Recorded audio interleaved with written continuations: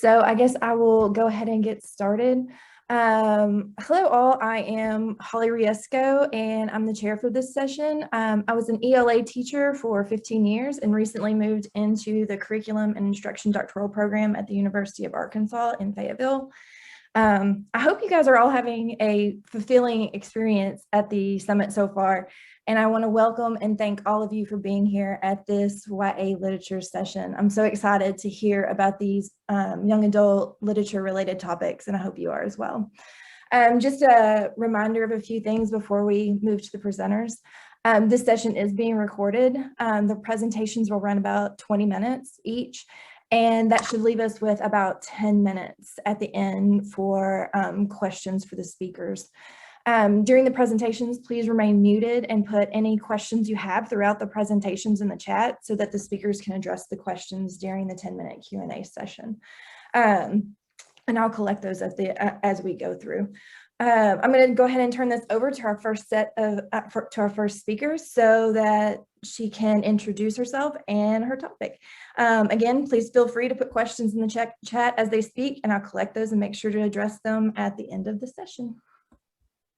Thank you so much, Holly. Hi, everyone. It's so great to see so many familiar faces and names on the screen. I wish we were in person, but since we can't be, it's great to have this outlet. My name is Shelby Whitte, and I'm coming to you from Oklahoma, Stillwater, Oklahoma. And my colleagues, Melissa Gross and Don Latham, are partners in this work, but we felt 3 people was a little crowded for 20 minutes. And so they have allowed me the opportunity to visit with you today, but 2 great colleagues doing great work in the School of Information at FSU. So my library partners, my librarian friends, as I call them. Our website is teachtext.org, and I'll make sure and put that in the chat when I can readily see it here in just a little bit, to give you a sense of our work or to give you further resources. We are in the process of building that now, so there's some things there, but maybe not as thorough as we'd like it to be, but please keep checking back for more information on the work that we do. Like I said, I'm coming to you from Oklahoma State University, and as such, I feel it necessary to also do a land acknowledgement.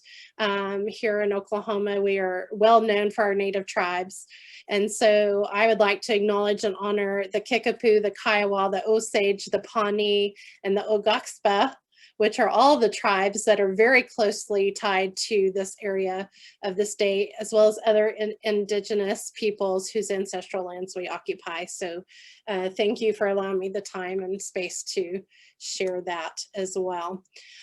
3 essential questions I hope that we can cover today. What are Epitext and Peritext? What is that? What does that even mean? How we can use Peritext and Epitext to support critical thinking and evaluation of information. And then finally, how we can encourage students to use the Peritext and the Epitext to filter good noise from bad noise. And I hope you'll be able to differentiate the 2 when we wrap up.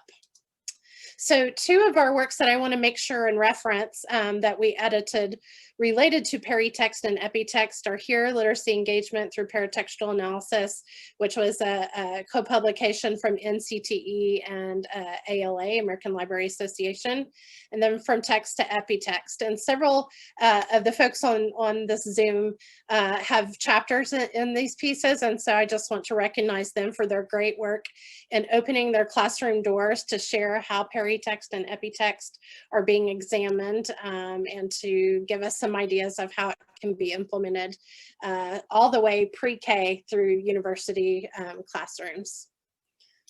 So with that being said, in one of the, in 2007, 2008, as I was finishing my last year of teaching 8th grade at Fort Riley Middle School in Fort Riley, Kansas, one of my students was really struggling reading a graphic novel. It was Dio Gratias. I don't know if any of you are familiar with that. It's a graphic novel, and it's a tale of the Rwandan genocide. And he was really struggling to understand where things were and what was happening.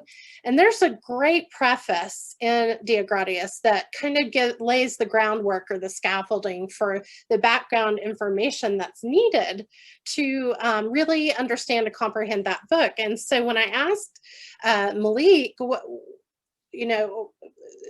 can you explain to me why you skipped over that preface, or why'd you skip over that? And he said, that's just white noise. I skipped over that. I just jump over all that stuff and get to the real stuff.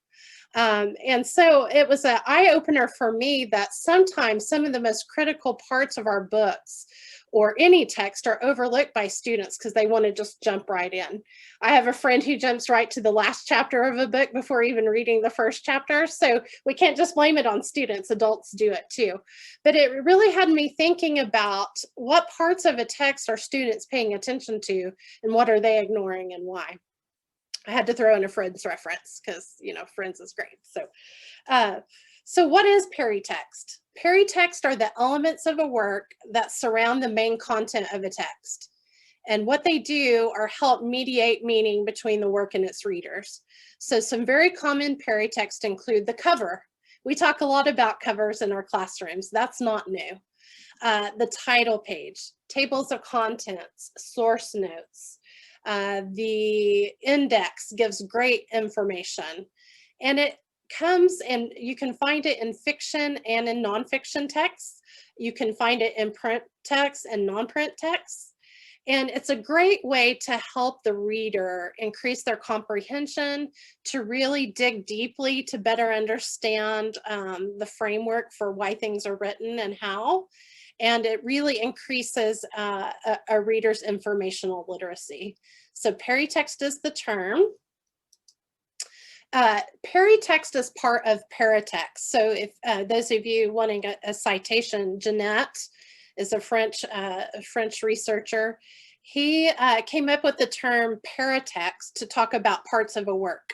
And Peritext and Epitext are the two that we have focused on in our work over the past 10 years almost now. Peritext is what we'll talk mostly about, or you'll hear mostly about today. Epitext is another way to look at it. And I just want to reference the Peritextual Literacy Framework is a great tool to use in your classroom. There's a link on our teachtext.org website that can lead you directly to that, so you could pull that down. And the framework walks you through all the functions. And what the great thing about that framework is that students like to use it and refer to the vocabulary and think about ways they can reference it in their writing when they're doing analytical essays and things like that.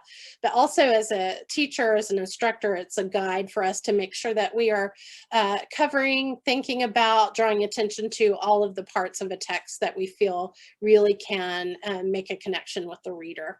It serves as that common vocabulary, and we also talk a lot about guideposts or signposts. It's a great way to stop, pause, and think for all readers. So if you have a young adult lit book handy that's nonfiction that you want to refer to as I'm talking about this, that would be great. But I do also, throughout this really quick presentation, have some screenshots of a great young adult nonfiction book called Chasing King's Killer.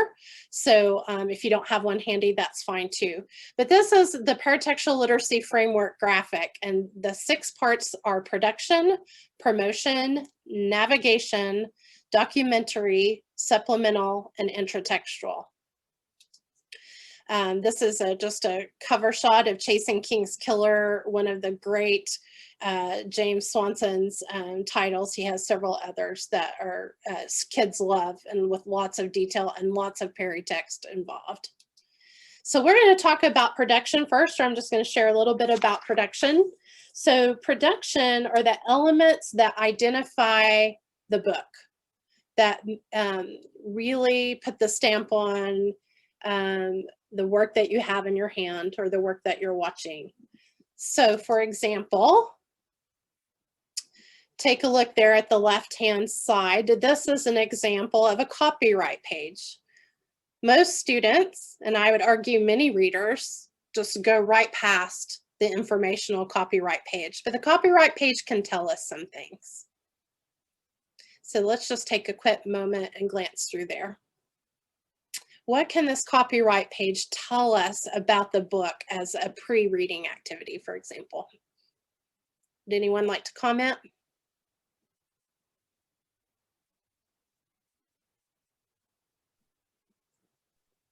I will. I like that it tells us the age of the author, because we then might know if this person has experienced this in real time as either an adult or a child. That's one of the things that I noticed. Excellent. Thank you, Stephen. Yeah, I think that tells us a lot, especially when we're thinking about the hashtag own voices, which has been somewhat controversial in the past few weeks. But when we think about from what expertise and experience are these folks speaking from, their birthday certainly can tell us if they've lived through perhaps what they're talking about. So clearly this individual was alive when Martin Luther King Jr. was assassinated. He probably had memories of that event.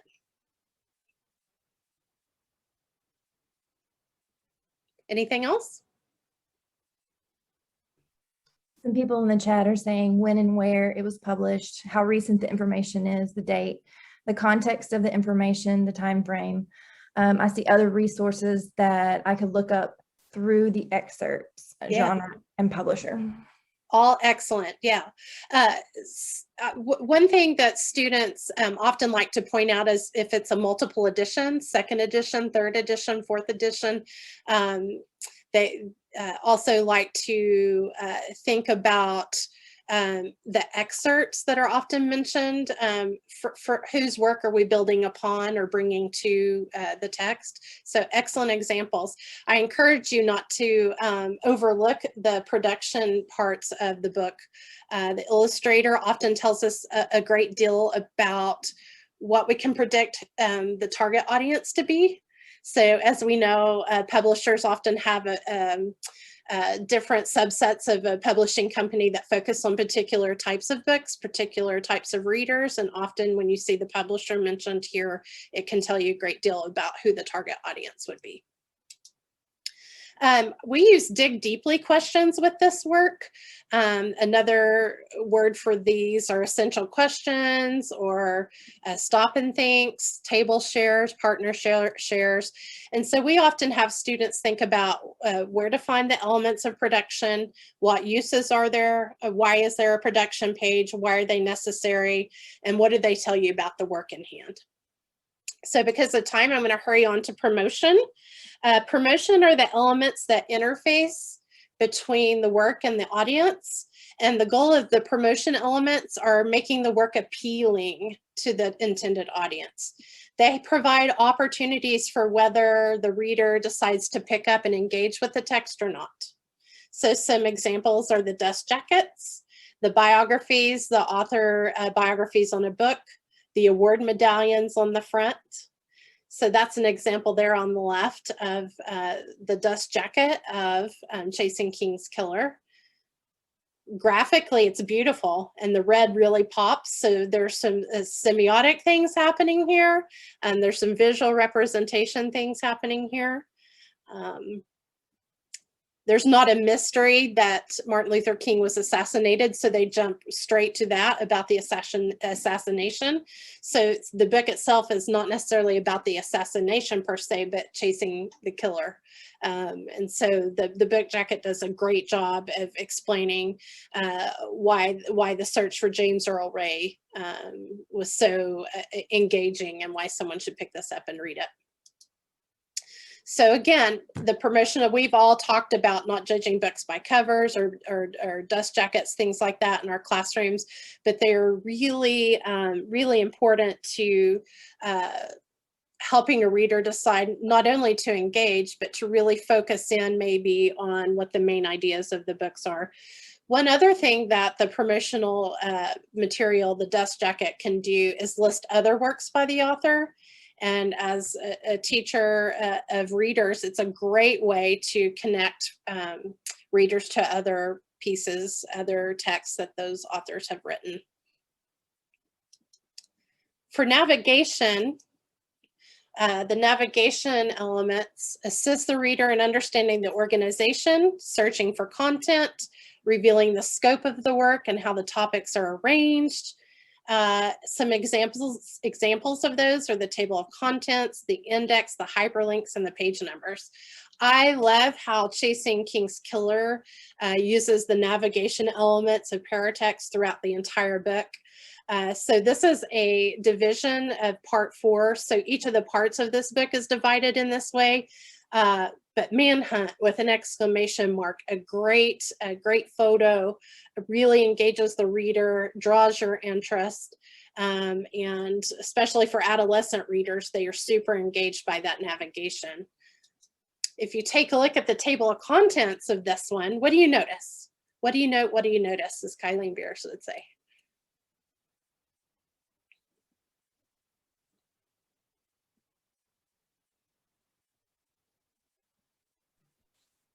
On the chat, they're noting the fonts for one, and subtopics and timeline format. Yes, exactly. All of those things. Timeline format especially really stands out to me. I think that's super helpful from not only a historical standpoint, but an organizational standpoint for a reader.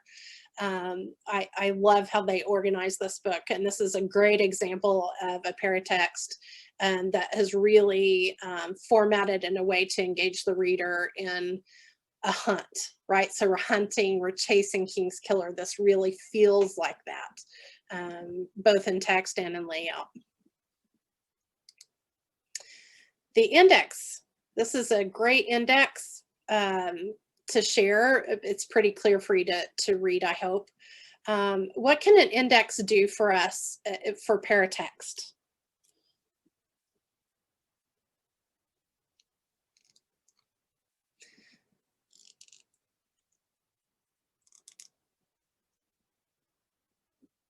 Vocabulary, right? If you want to do some vocabulary skills, you can. It draws our attention to particular names, particular events. It allows us to become more engaged with the text because we're flipping back and forth. Do I have any back and forth flippers in the group? I definitely do that. I am constantly back and forth in an index. I'm really using a Peritext as a reader to better understand. And I talk about the index very much like Google. Index was pre-Google, right? Anytime I want to know something about a text I'm watching, I'm Googling a word. What does this mean? What is this? What is that? Index is pre-Google. Google on paper, and that's what it can do for a reader, and I think it's really fun to point that out. I have 3 minutes left, so I'm going to zoom through quickly to talk about intertextual. Intertextual elements are providing insight into what the author wants to achieve. So always the acknowledgement page does that, a foreword, an afterword, a dedication. There's a particularly important acknowledgement in Chasing King's Killer. If there are any Oklahoma folks in the room, which I think there are, they'll notice John Hope Franklin's name here. John Hope Franklin was a very important attorney who was on the legal team for Brown versus Board of Education out of Topeka, Kansas. His father was Buck Franklin, who was the attorney that helped all of the survivors of the Tulsa Race Massacre. And so there's a really interesting connection just in the acknowledgements there. That would be a springboard to a wonderful activity or set of activities related to Tulsa Race Massacre, just in the acknowledgements per se. And we can't overlook who wrote the foreword. Great man, and a great lesson in leading by example, and a thoughtful writer as well. The supplemental pieces throughout the book enhance a reader's experience. Timelines, maps, photographs, glossaries. Nonfiction typically has a great deal of these. The funeral service, the timeline of James Earl Ray's arrest record, how federal holidays came to be and how Martin Luther King holiday came to be. And finally, the documentary pieces in this book are also excellent. Source notes, reference lists, image credits. all of the copyright. You can talk a lot about the validity, the who owns information, citing sources, which is a bear to teach, but so important to do. And from that last piece specifically, as we think about ways to move forward with information and trying to judge for ourselves what's valuable and what's not, we really need to help our students hone their authenticating filters.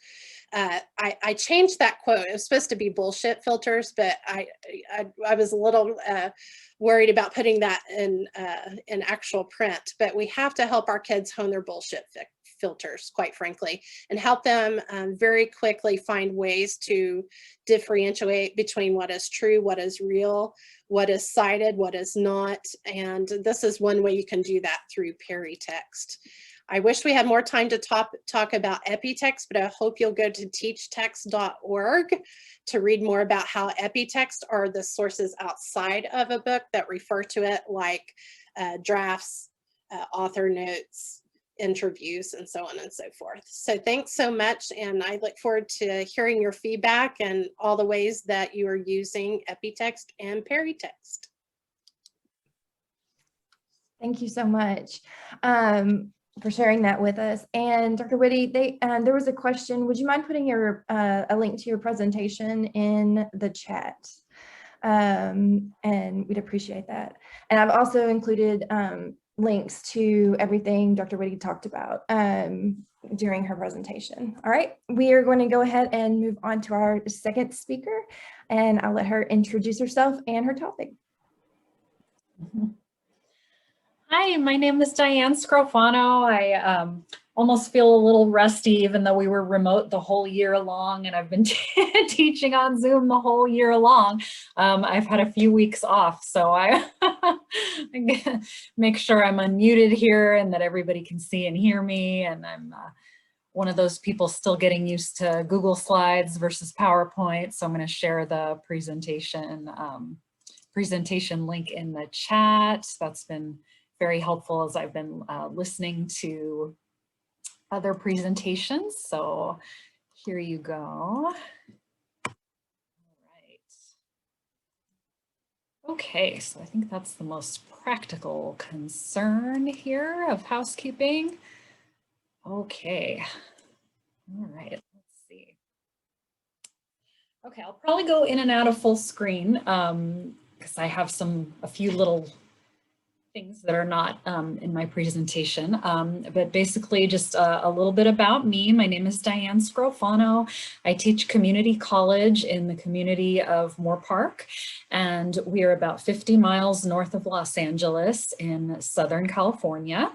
And this is not an area of expertise for me in any way. This isn't an area that I just started learning about on my own because I wanted to, and I found I was having more and more FilipinX students in my class, and I was just really interested in learning about their culture and Filipino-American literature.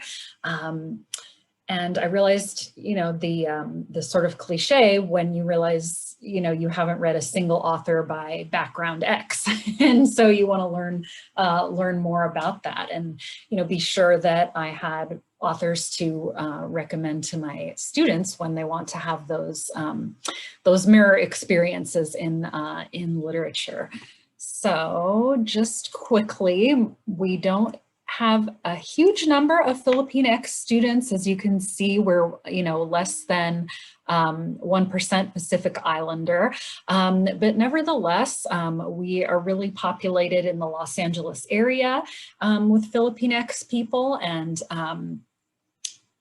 it also comes, my interest also comes a bit personally, as one common way that, you know, people come from the Philippines with a visa is to work in healthcare. And I have a grandma who requires 24-hour care, and her healthcare providers are almost exclusively Filipino women. So it's just a really growing population, as you will As you'll see, there are some interesting statistics here in my YA Wednesday post on this topic, which Steve was kind enough to publish just last week, and that the population over the last few decades in the US has tripled. In Los Angeles, the population is about 500,000 FilipinX people. And I also noticed some commonalities because another literary interest of mine is Latinx literature. And of course, the Philippines has the history of Spanish colonial rule, as well as the widespread Catholic religion. And as a practicing Catholic myself, I noticed almost my entire church population is Filipinx. So I thought I ought to be learning a little more about these folks. Going back to my slides here, I put together first some context, and I just basically put a bunch of links here as it's really nice that Shelby talked about Peritext and all those things that have to do with filling in the context for your students. I'm very big on that, and so while these things aren't in any of my texts themselves, I always like to provide a lot of background information for my students. And a couple of my go-to sources, since I'm both a teacher and a librarian, I always think about information literacy, and some great go-to resources for students when they want to just get quick facts on countries are the BBC Country Profiles and the CIA World Fact Book. Then I really like the Time Magazine Brief Timeline of US-Philippine Relations. And so a lot of students may have, as I did growing up, just a very fuzzy knowledge of US colonialism in the Philippines. And so this can provide a lot of helpful background. Something else that I found really helpful, and which was actually a bit hard for me to find, were when you look up language maps for the Philippines, a lot of them will have just the physical depiction of the region, but not the cities at the same time as the languages. So this one of CSUN, from CSUN, which is one of our local four-year schools that our students transfer to, looks like somebody did a project there, a student project there, and provided a map. And I'm going to open it up really quickly, and it shows the regional names and where the capital is in Manila, right, as well as this great color-coded copy or color-coded ref key to what languages are spoken in those regions. A lot of people may have heard of Tagalog, which is in this light pink color and, prevalent in the Manila, the capital area. But some of the books I'm reading mention other languages like Cebuano, which is more from the south, or Ilocano from the north. I'm also reading a book that mentioned this little tiny area, Pangasinan, right? And like I said, this is not an area of expertise for me. So if you are Filipinx and I am mispronouncing things or making mistakes, please correct me. And as you have more recommendations for me, I'd love to hear them. Thanks, Holly, for posting the link to the YA Wednesday post. I appreciate that. All right, so I'll get back to my slides. Okay, so basically, I put a link on this slide again to the YA Wednesday post. We have all the nice pictures there, but basically, I took a closer look at four young adult novels. I'll just open that up again. Oh, here it is. Okay, and so the four novels I looked at were one, Something in Between by Melissa de la Cruz, Tall Story by Candy Gourlay, The Importance of Being Wild at Heart by R. Samora Lindmark, and Patron Saints of Nothing by Randy Ribai. And that one, I think, was a National Book Award finalist. So that's been getting a lot of press lately. So I wanted to look at all these things. I'm actually going to go backwards and start with Patron Saints of Nothing. This one is particularly interesting because it's got elements of current events. The current president of the Philippines is engaged in a bloody crackdown on drug offenses. And so the protagonist of our novel realizes that his cousin has been murdered in one of these crackdowns. And to get a little more context on that drug war, going back to my previous slide, there's a PBS documentary. Journalists are very at risk right now, and in the past, several years in the Philippines.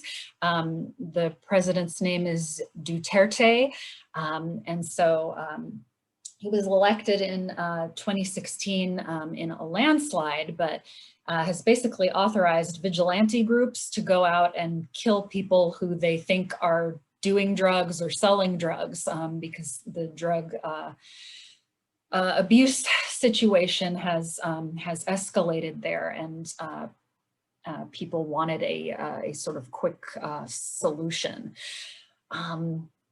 So that one has a little background there. So we have our protagonist, Jay, who lives a relatively comfortable life in Michigan. And when he hears the news of his cousin's murder in the Philippines, he decides he can't just complacently go through the rest of his senior year. He convinces his parents to let him go on spring break to the Philippines and try to get to the bottom of this family mystery. Because even though the cousin was murdered, the family finds it very shameful. The family of the murdered teen is the father is actually an officer for Duterte. So a lot of complicated things there. So it goes back and forth with a lot of great issues. Then I want to talk about the importance of being wild at heart. Of course, wild spelled with an E on the end. The teen in this novel, the protagonist, is a huge fan of Oscar Wilde. And the cast of this novel is populated with LGBTQ plus characters, so both transgender and homosexual. And basically, our Zamora Lindmark, the author, when you read about him, again in that Peritext in the book jacket, it says that he's time between Manila in the Philippines and Hawaii. And so he's created this fictional world for his main character, Ken Z, where he goes back and forth from the northern part to the southern part of this fictional island called Crystal, Kristol. And a lot of the differences between the North and the South are the differences one might observe if one goes from a developing country like the Philippines back and forth to a very colonized resort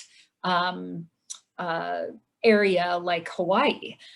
So you have the Northerners living in this sort of utopia where there's no poverty, but there's also no freedom of expression.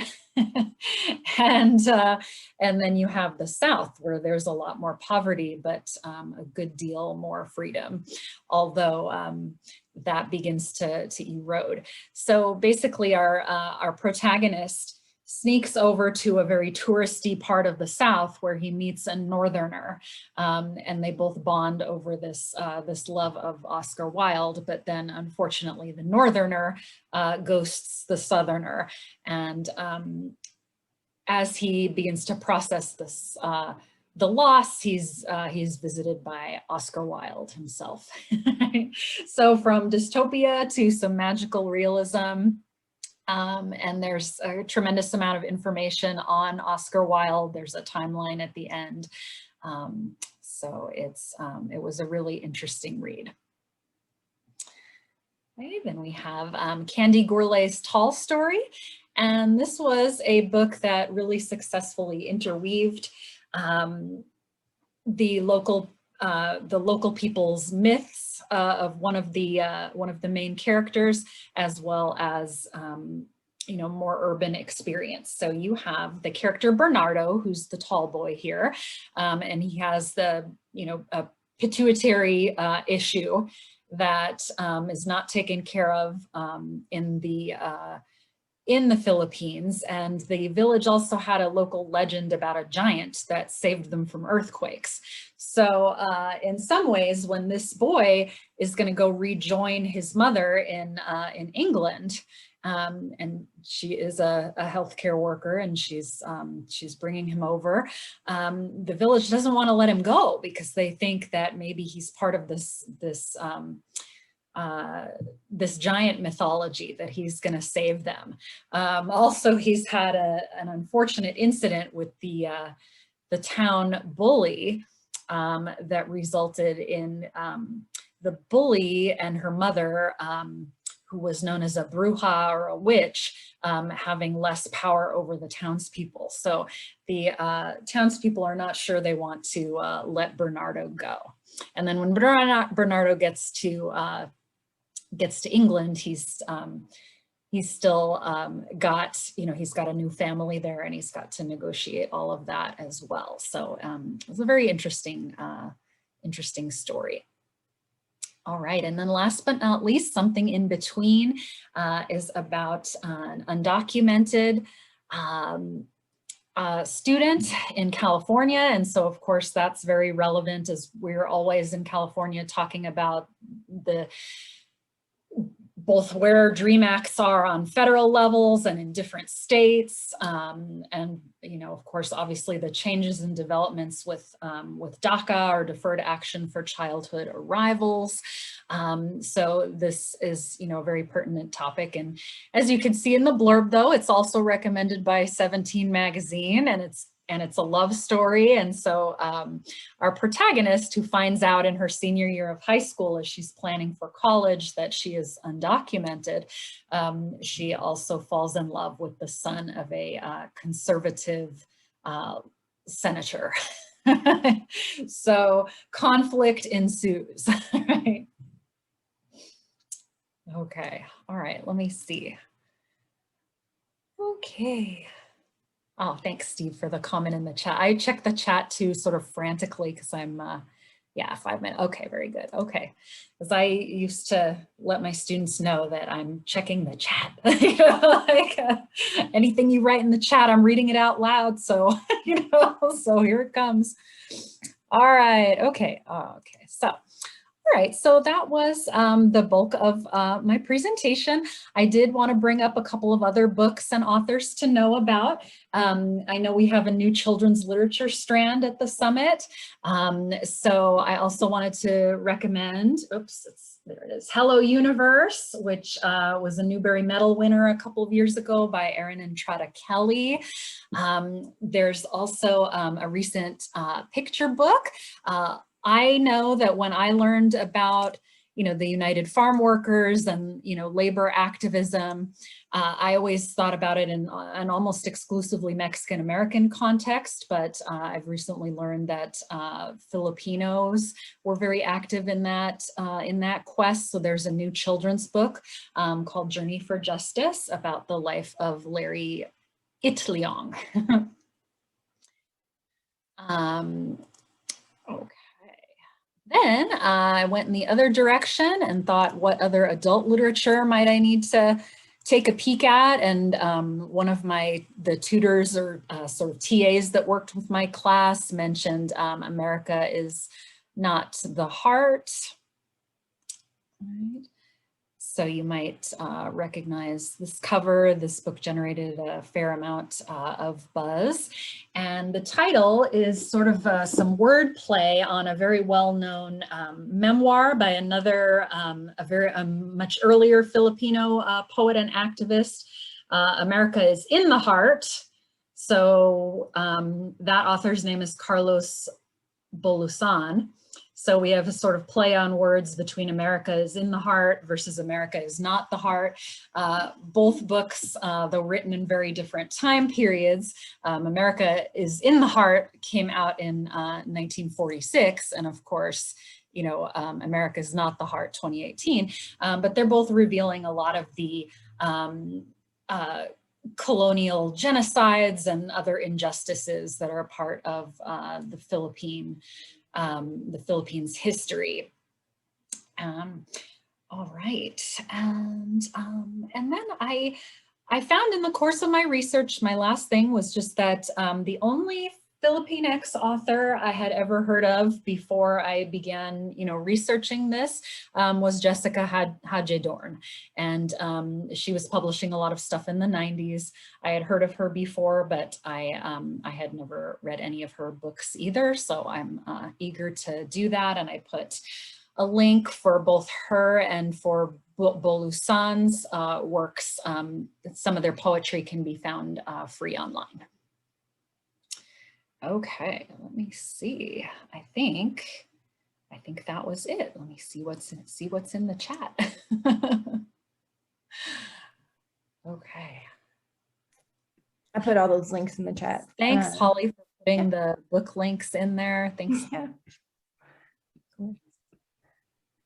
And I think we can we have about 9 minutes left, and we can turn to questions from the audience if you guys are ready. You can put your questions in the chat, of course, but you can absolutely unmute yourself and ask your questions as well.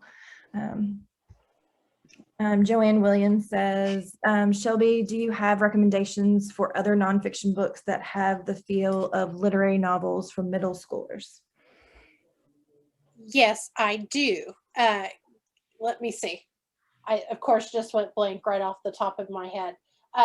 All of the James Swanson pieces do. The Claudette Colvin book, which name has escaped me just now, but it's the story of Claudette Colvin, who was before Rosa Parks in her standing against the civil unrest in the Deep South, is a great one. And Don, Melissa, and I wrote a chapter on that one specifically, and we break it down piece by piece at each of the elements. So I'd be happy, Joanne, to send that article to you. It'd be a great piece to just take and think about how you might teach that book walking through it. I just also want to encourage you to, as you're thinking about how to introduce it to your students, to also think about using film, using movies, using even something as old as the CD covers and the CD inserts that we used to get with music. Those are a great way for kids to each have their own and look in a really less threatening way than maybe jumping straight into a book. But I can send you a list, Joanne. If you'll connect with me somehow, I'll send you a full list. But any young adult lit nonfiction has tons and tons of Peritext.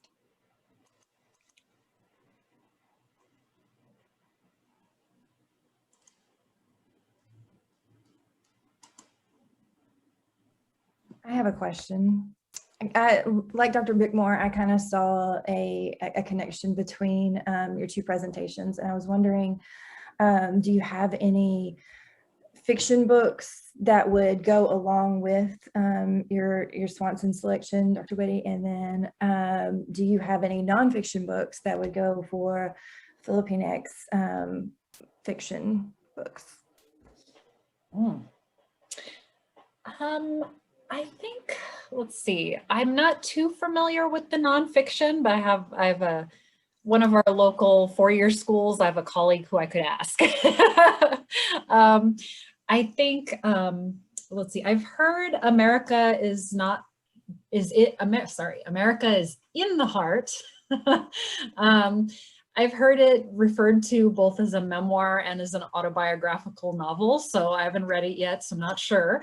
And then also, even though it's fiction, America is not the Heart does have a lot of nonfiction information. The protagonist is a former Maoist rebel coming out of the, I believe it was called the New People's Army in the time of the Marcos dictatorship in the 80s. So there is a lot of nonfiction information in it. No, Go ahead. I was thinking about a movie that I can't, and I won't remember it, but it seems to me that historically the Filipino, the person who was one of the first presidents of the Philippines, was really instrumental in doing a lot of work to save Jewish immigrants who were fleeing Germany, even kind of before America was taking them, because we actually don't have a very good track record of taking the Jewish refugees in the 40s.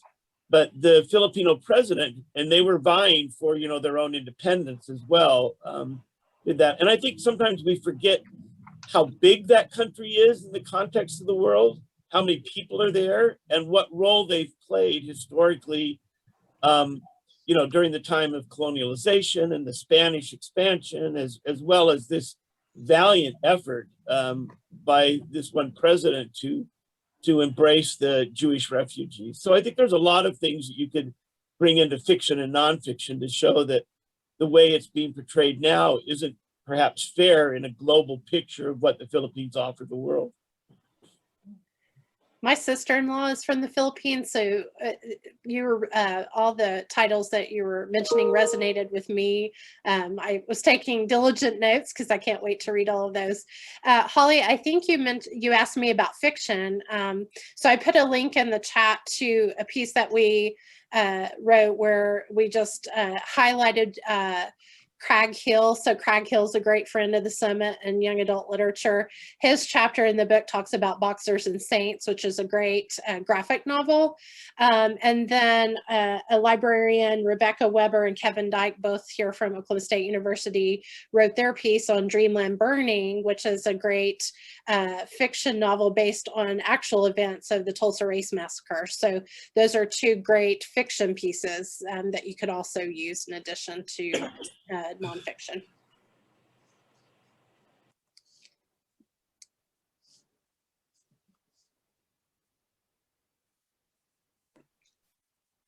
Thank you. Does anybody else have any questions?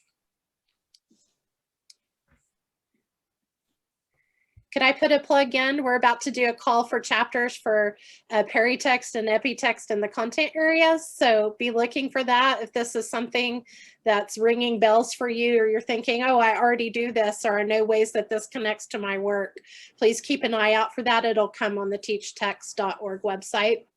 Diane, you may have something great to contribute to that too. So I hope you all will let us know how you're using it and ways that we can help and assist.